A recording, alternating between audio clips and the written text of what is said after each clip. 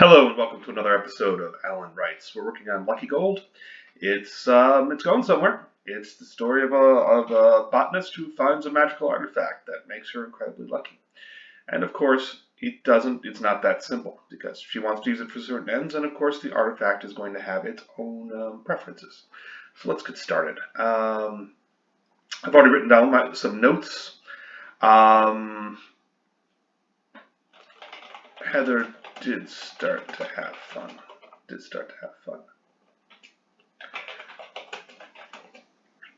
Daniel was easy to play with.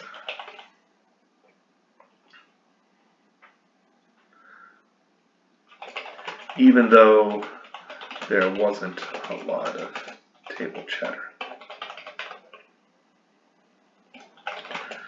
The two casino hands.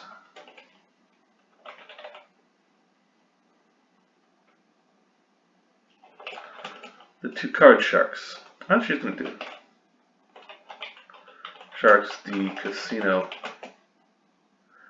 had saddled her with. Weren't talkative. Oh, they'd occasionally say a little something to see how you reacted.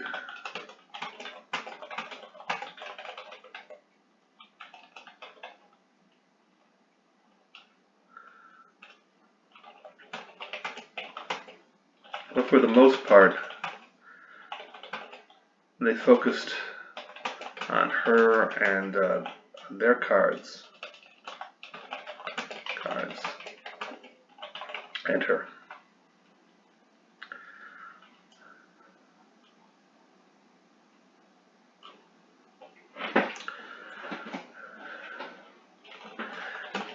It was fascinating how little her luck mattered. How little it mattered. Mattered between the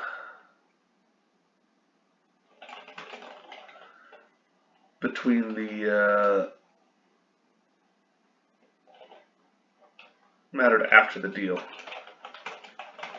Cards were dealt. Oh, the shuffle was like walking onto a vast field.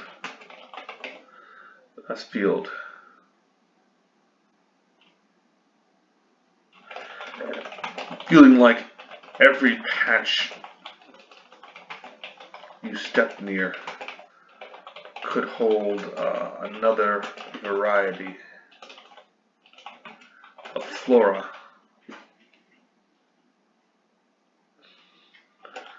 to find.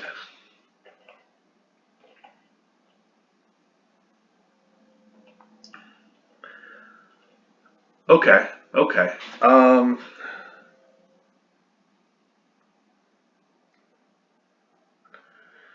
Well, what are we going for here? How she sees her luck and how she believes it flows.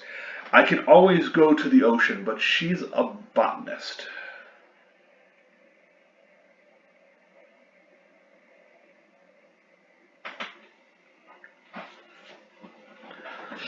Could hold another variety of flora to find.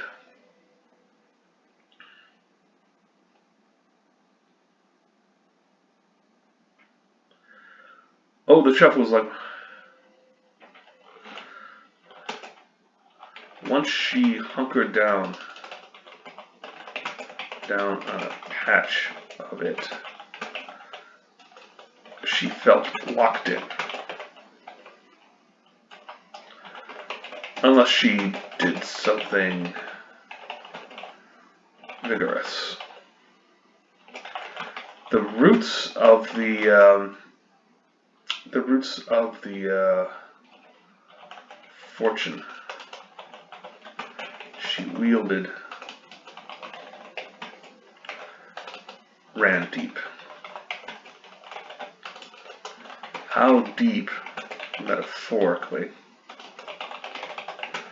was a question.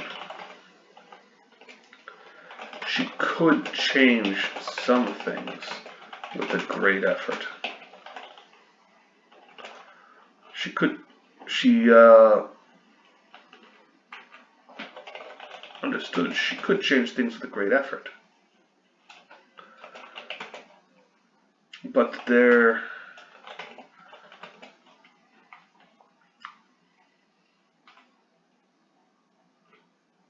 what's the question? She might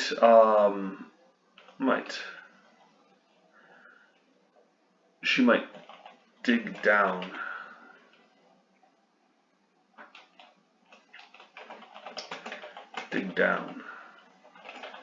further, but that take effort. And she didn't need the effort. She didn't need to make the effort.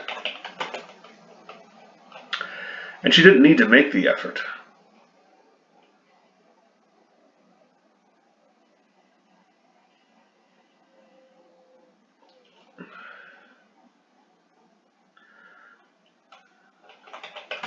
What's the point in winning a few thousand?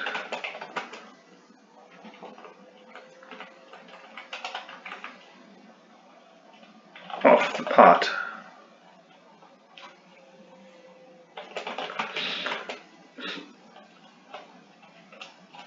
And she didn't need it. She laughed at that. At that. And the 40,000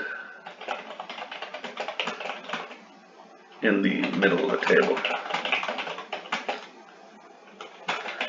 A year's pay, once a year's pay,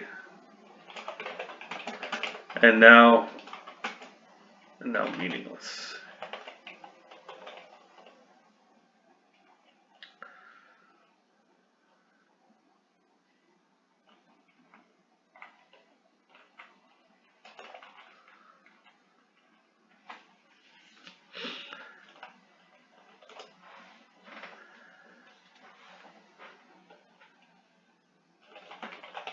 Something funny.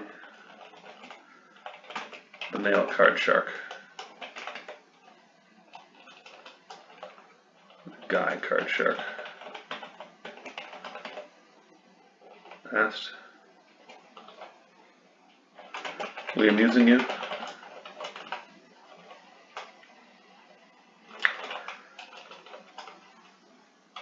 Lots of things. Right now, she replied. You've been drinking a little. Daniel noted. Have I? Heather replied. Glanced at her drink. It was still full. Had been all evening. Just a little rum and coke. Easy on the rum.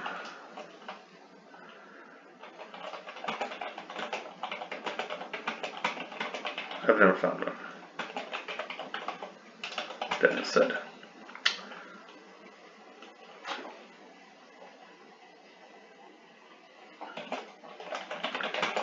I swear by it. For mixology.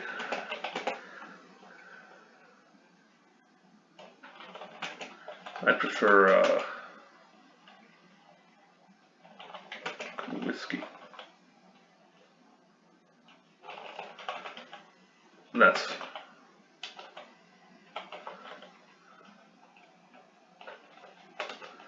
I prefer a good whiskey. Whiskey with an E, by the way. Because you can get it cheap, or you can get it good.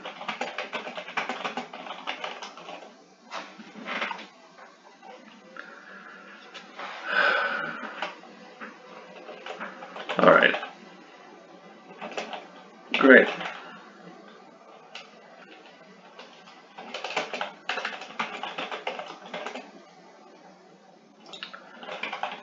Said and looked for a nearby waitress.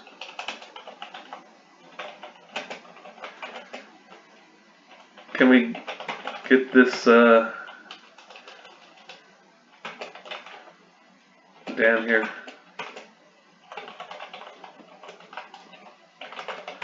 Can't have one.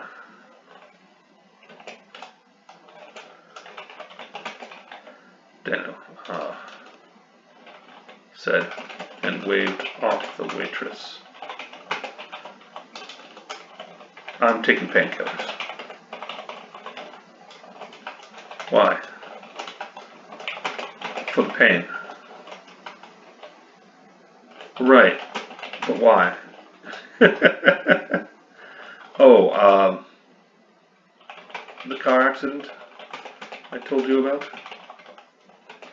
Hit my head. A little. He pointed to the band-aid. She stared at it as though seeing it for the first time. Funny how she just kind of ignored it at first. Alright, this is a bit of her luck moving things. I don't know if the artifact wants to fall into the hands of the hedge wizard, but I do know it's part of its greater goal. Somehow.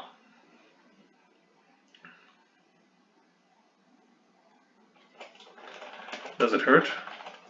No. Painkillers.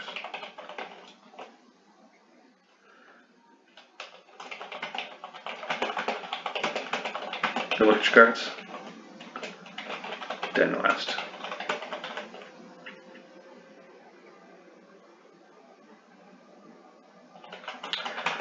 She looked down. Not this time.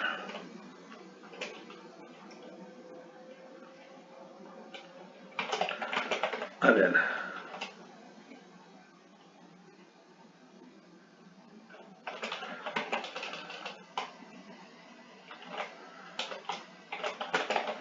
A dutiful portion chips to the pot.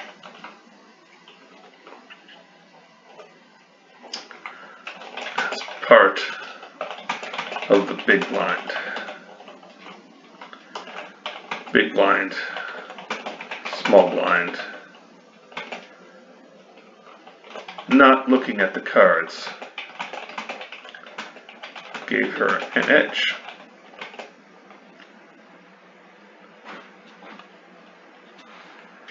If she didn't know she was doing, then neither did the sharks. The lady card shark, in particular, shook her head.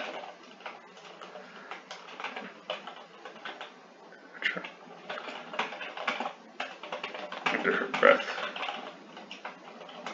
Yeah, I am.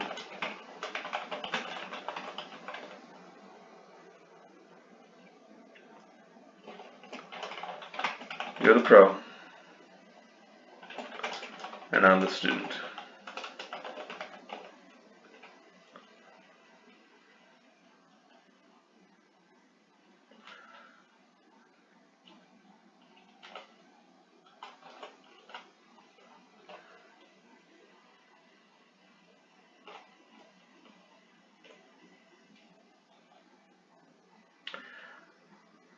No, wait, that's not right.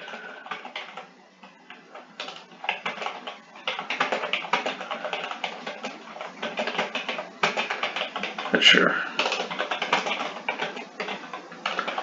Here to learn, I'm here to play.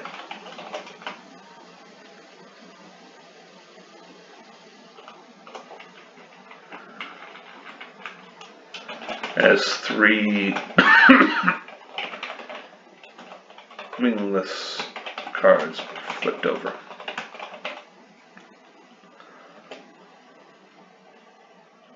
Over on the table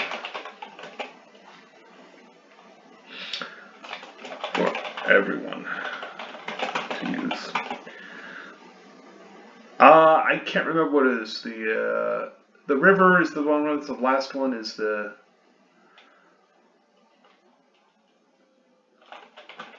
They had a name.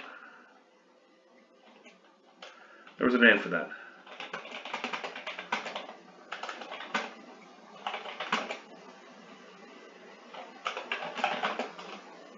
Flop. Maybe. Because with 3 cards, you could do a lot. You knew. Yes, I am.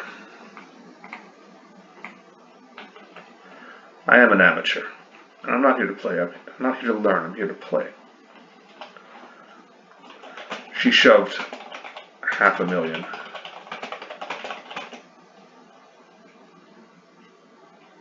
into the middle of the table. The crowd in a collective.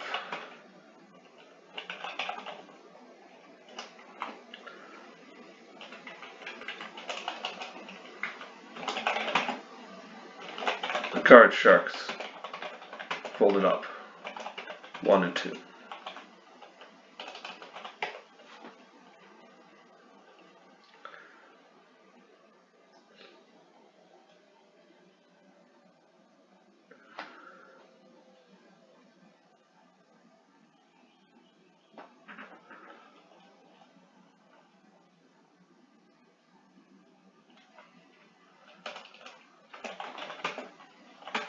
Game 2. How about you? I've asked. Going to tuck tail. On. I'm playing with your money.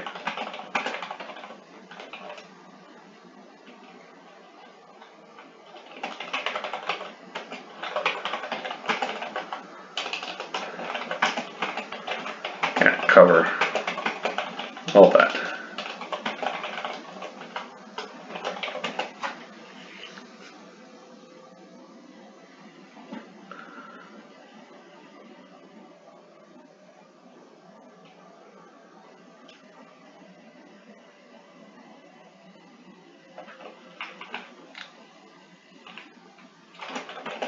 And that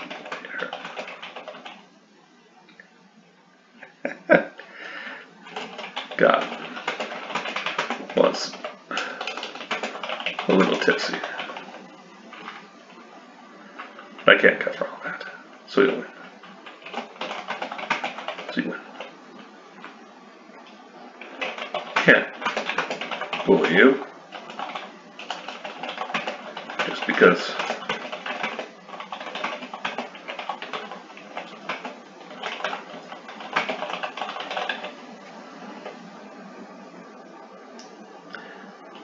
I have loads of money, Heather protested.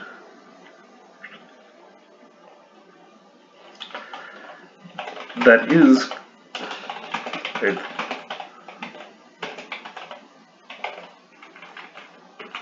sadly, that is the way the world works.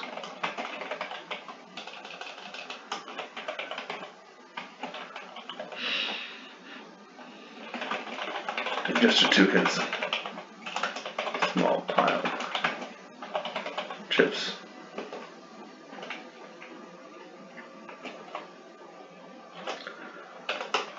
We can go toe to toe. We can go toe to toe. But every time. But I have to win every time. I only have to win once. Bust me out. He was right.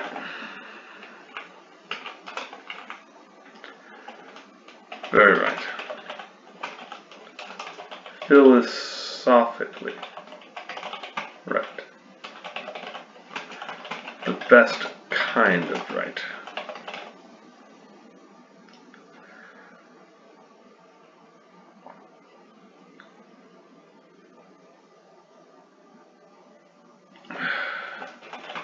She felt a pulse of fortune. A strong one.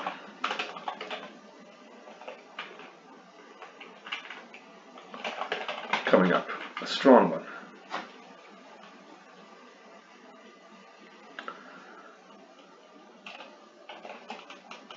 One not directed at cards. Alright then. Let's see where this goes.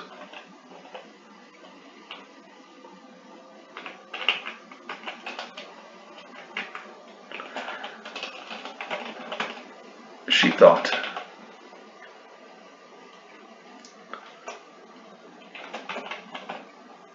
As she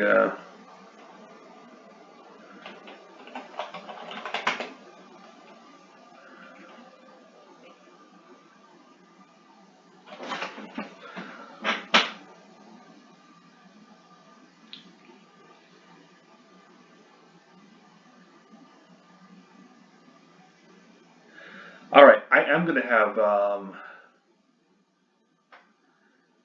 have Daniel win.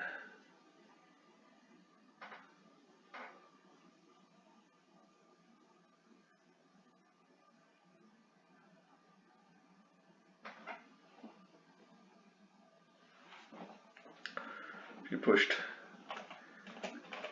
enough chips to match her.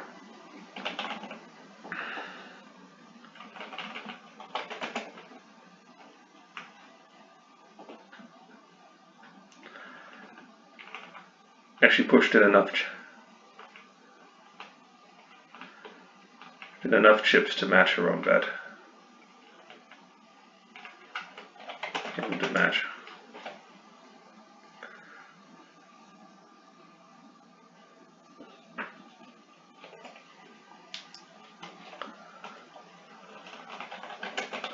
Let's see the cards.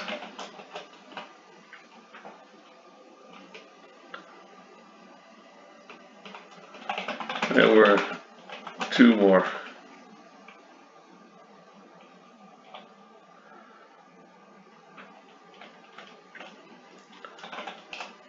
Two more cards in the middle. There were two more cards in the middle. Turn over. And she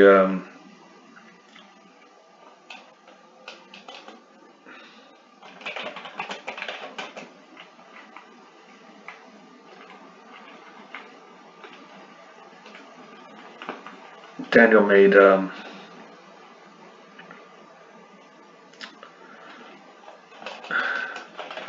had two kings.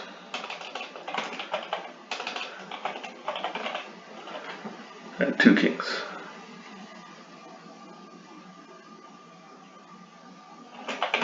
In hand.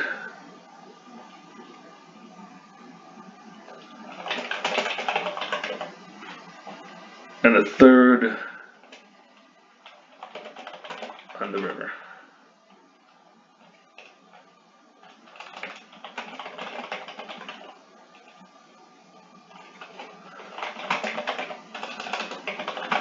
Had a bunch of junk.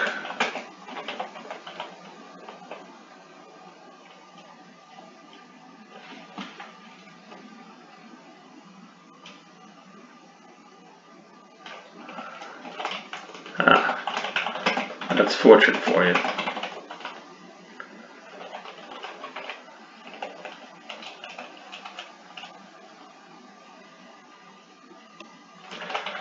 But she treasured on his face. He realized what had.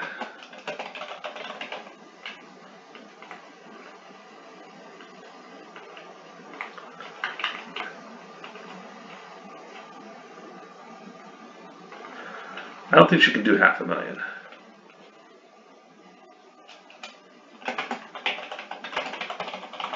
Wait a minute. The maximum agreed to amount.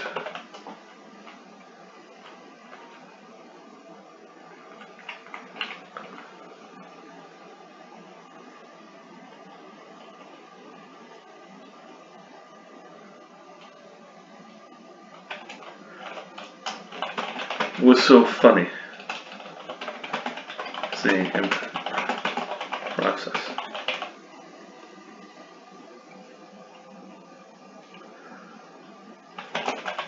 Totally worth the price. Especially now she had a reason to leave the table and stop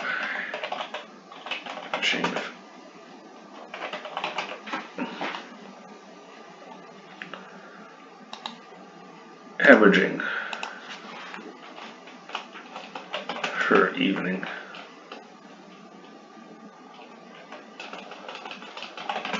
Hours of her evening.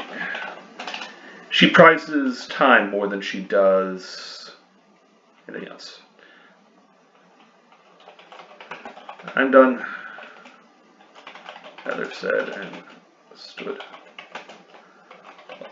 Luck's all drained out. Time to go upstairs and consult Daniel here.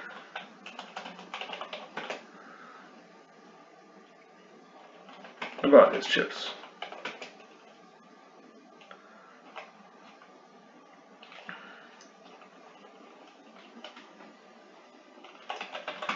There's a scatter of applause.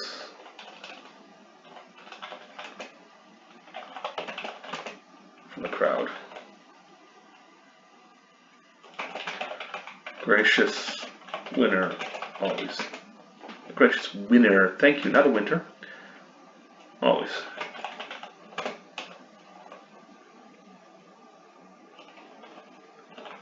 Hey, bailiff. Hey,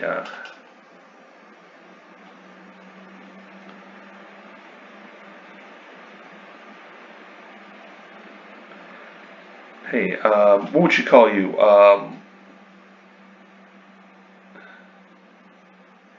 They're called lab rats. Grady, can we get a path back to the private elevator? The crowd would mob the life out of my friend here. Or Lucky Chips.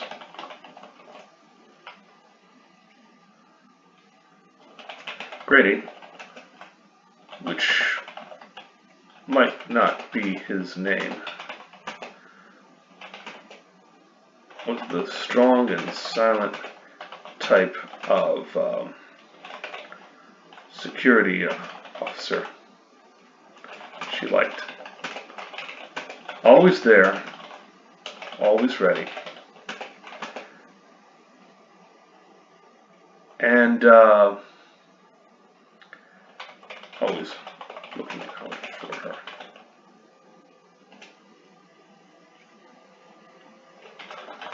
Especially like this. The path to the elevator was already clear.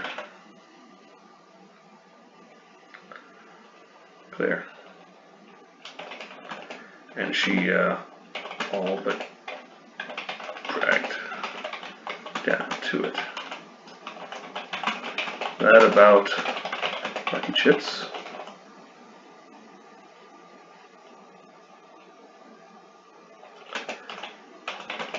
He asked as the crowd let go a collective groan. Someone always wants your chips. That's a token of your luck. Like a talisman. They'll be lucky too. And also wealthier.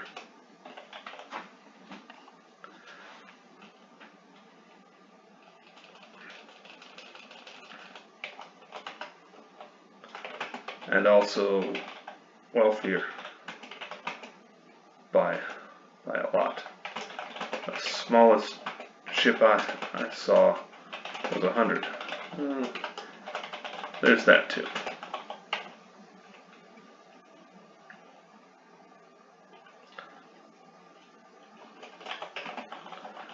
You're a man of wealth, expertise now.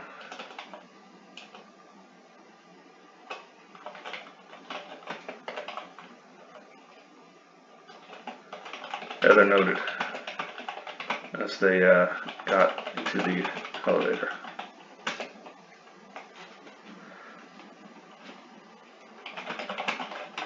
If you weren't before. I wasn't, Dana replied. And when she cocked her head at him, student loans. Yeah. She nodded along at that sentiment. The cost of grad school, let alone the pursuit of a PhD,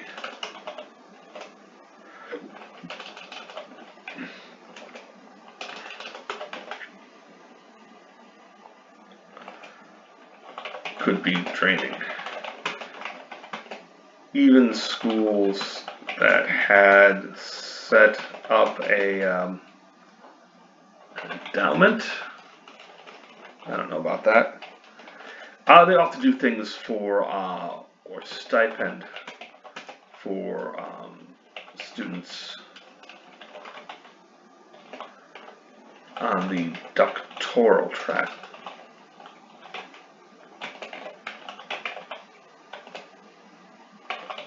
Couldn't soften the entire blow. She once had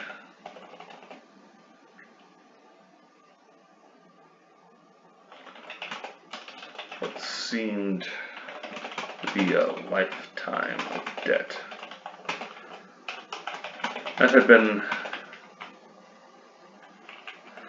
been erased.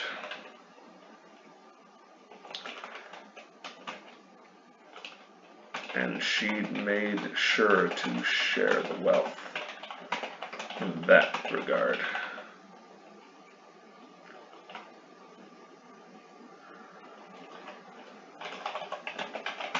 Care of them first. And said, it's a real load off your mind.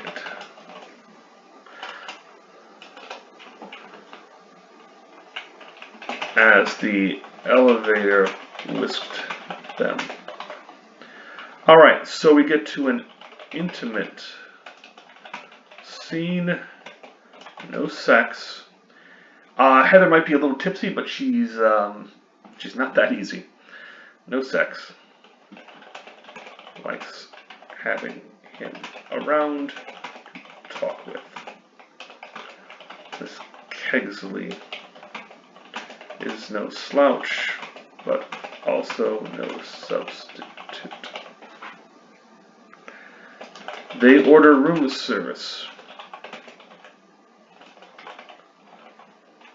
because Daniel is hungry and Heather can eat. Also, it's fun. Look at that menu. And I'll have to look at an actual casino menu for this to figure out what they'd order and what amazing things they could order. Look at the menu. That's just what they do well. You can ask them to put together just about anything. Their chefs have stars, you know. Alright, but we're going to have to leave it there. I enjoy where it's going. I might do another recording episode immediately after this, after I do the bit of research, of course. But I hope this has been an enjoyable little romp through the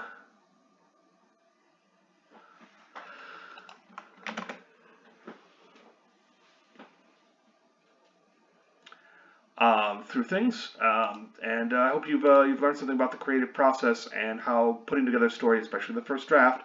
You'll notice I'm not doing much back and forth of like editing as I go, because that's a killer to not initiative, Rolling Stones gather no moss sort of thing. Not a kind of entropy either. This is how far my brain is into the writing mode. Here we go. But anyway, the momentum that you're going to acquire is necessary to keep going and keep writing as long as you can, until you feel burned out, until you find yourself like, well, that wasn't a very good paragraph, or I don't know where I'm going with this. Then you can stop and take another run at things. But if you think you can keep writing, keep writing. You can always revise it later. You can eliminate whole passages. You can add stuff in. Things will come to you jigsaw-like sometimes as you go. Like, I need a scene where I explain this, or I need a scene where I draw in that. I'm going to go to a scene here where I'm going to get to see her hotel room in more detail, because I want it to be awesome, and I want because we're going to be seeing it through Daniel's eyes. She's inured to it. She has certain, it's a whatever, but he has not. He has not seen it, and he is here with her, and it allows us a venue to really observe the way her life is now, and that's important because she is the main protagonist. All right, but I hope you've enjoyed this. Stay safe and take care out there. All right, thanks.